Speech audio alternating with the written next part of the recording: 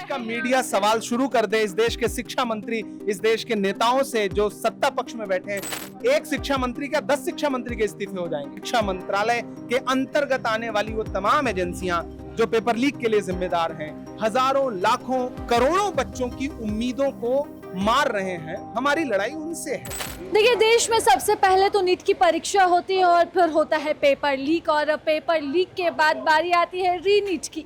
इस दरमियान जो भी घटनाक्रम हुए, जितने भी छात्रों ने आत्महत्याएं की, अब उन सभी आत्महत्याओं का जवाब कांग्रेस यहाँ पर मांग रही है और इसे लेकर अभियान की शुरुआत हो चुकी है। इमरान प्रतापगढ़ी राज्यसभा सांसद रांची पहुंचे और रांची में प्रेस कॉन्फ्रेंस करते हुए उन्होंने ये सवाल रखा और ये आवाज़ उठाई है कि आखिरकार धर्मेंद्र प्रधान इस्तीफा कब देंगे। हमने बातचीत की है राज्यसभा सांसद इमरान प्रतापगढ़ी से और जानना चाहा कि आखिरकार उनका ये रोष, उनका ये गुस्सा आखिरकार किसके खिलाफ था। जो शिक्षा को चौपट कर रहा है, जाहिर सी बात है, शिक्षा मंत्रालय के अंतर्गत आने वाली वो तमाम एजेंसियां जो पेपर लीक के लिए जिम्मेदार हैं, जो इस देश में हजारों लाखों करोड़ों बच्चों की उम्मीदों को मार रहे हैं, हमारी लड़ाई उनसे है। ऐसी कई लड़ाइयां कांग्रेस लड़ चुकी है, लेकिन अंत में जो है वो कुछ भी नहीं हो पाया। क्या लग रहा है इस बार आप लोगों ने अपना दायित्व तो सही से नहीं निभाया। इस देश का मीडिया सवाल शुरू कर दे, इस देश के शिक्षा मंत्री,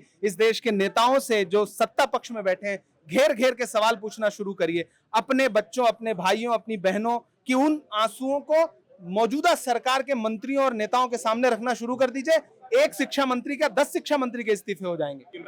तो ये हमारे साथ राज्यसभा सांसद इमरान प्रतापगढ़ी थे, जो यहाँ पर शिक्षा व्यवस्था के खिलाफ अपनी आवाज उठा रहे थे।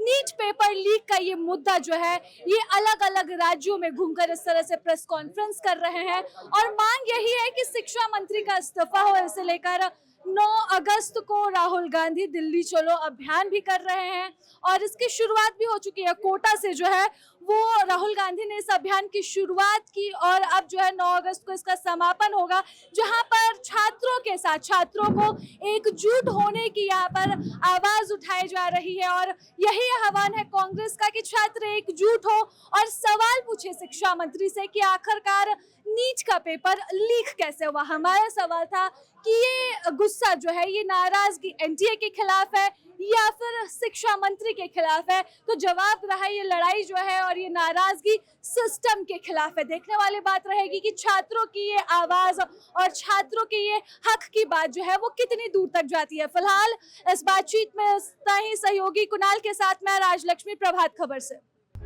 प्रभातखबर.com, विश्वास वही, रफ्तार नहीं।